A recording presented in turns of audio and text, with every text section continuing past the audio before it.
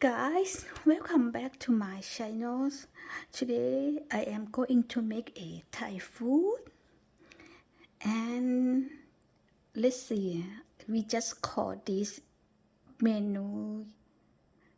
is spicy chicken. So all you need is chicken and chili paste and curry powder สวัสดีค่ะเพื่อนๆทุกคนวันนี้เราจะมาทำคั่วกิ้งไก่นะคะซึ่งที่จริงเราอยากลองทำมากเรามีเครื่องครบยกเว้นเราไม่มีพริกแกงแต่เราจะลองใช้พริกแกงของพะแนง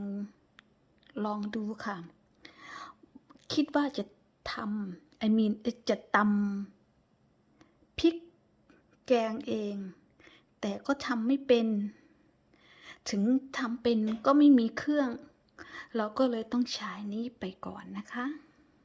ซึ่งอุปกรณ์เราก็มีไก่แล้วก็พริกแกงแล้วก็ผงกะหรี่และก็ใบมะกรูดซึ่งที่นี่ไม่มีขายเลยค่ะแต่ตอนที่เราย้ายมา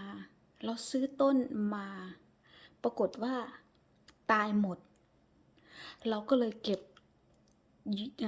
ใบมันได้แค่นี้ค่ะเพราะว่าที่นี่อากาศหนาวมากหนาวจนต้นมันตายหมดเลยค่ะเราก็เลยมีอยู่แค่นี้ซึ่งไม่มีขายเลยที่นี่เพราะไม่มีร้านไทยมันมีร้านinternational ของคนฟิลิปปินส์เป็นเจ้าของแต่เขาไม่มีของคนไทยครบเขามีแค่อะไรนะ seasoning sauce แล้วก็ fish ก็น้ำปลาแล้วก็oyster sauce แค่นั้นค่ะนอกนั้นอาหารไทยไม่มีเลยลำบากมากที่นี่แต่เป็นเมืองที่น่าอยู่มากค่ะมาหรือเราเตรียมตัวกันนะคะไก่เราจะหั่นนะคะเราไม่สับนะคะ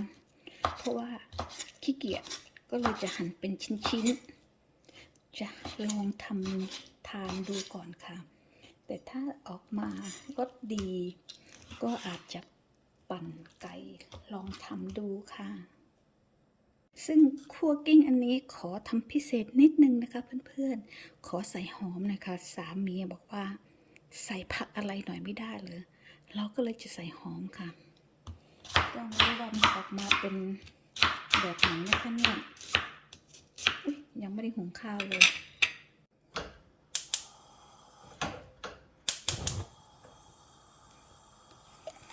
ใส่น้ำมันน้อยนึง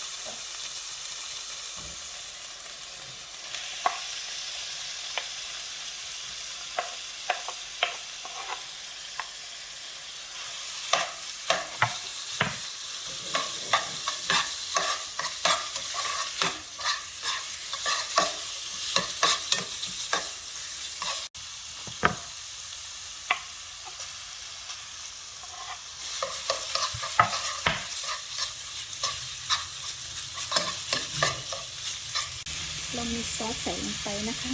ซึ่งซอสเราก็มี oyster seasoning sauce แล้วก็เราใส่ฟิชซอสนิดหน่อยนะคะ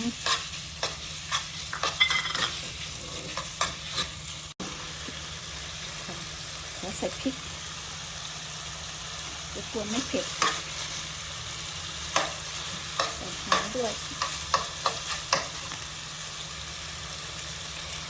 ที่จริงไม่อยากใส่หอมหรอกค่ะแต่คุณสามีขอร้องก็เลยต้องใส่ไม่รู้ว่าออกมาจะเป็นแบบไหนคะเนี่ยแต่ก็ดูน่าทานอยู่นะคะเพื่อนๆที่จริงเราดูหรือตอนที่เราไปเมืองไทยเรากินอันนี้นะคะซึ่งมันจะแห้งแต่ทีนี้คุณสามีชอบไม่มีน้ำก็ต้องขอเพิ่มน้ำหน่อยนะคะยากมากนางชอบให้มีน้ำเยอะๆซึ่งก็ต้องเอาใจนางหน่อยค่ะเพราะนางเพิ่งพาไปช้อปปิ้งซื้อของทำ YouTube เราเยอะเลยก็เลยใส่ให้นางแฮปปี้หน่อยๆเพื่อนๆลองชิมดูแล้วเมื่อกี้อร่อยมากจริงๆเสร็จละแล้วก็ใส่ใบมะกรูด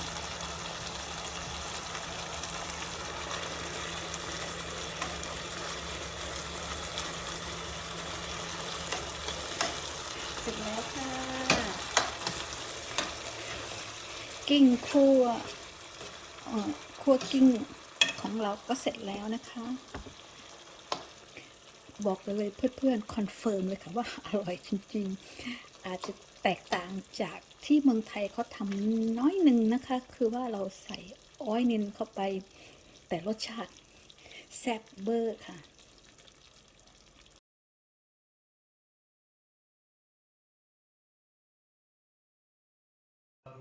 มาค่ะเสร็จแล้วค่ะดินเนอร์เราอร่อยมากค่ะรสชาติเหมือนที่เมืองไทยสุด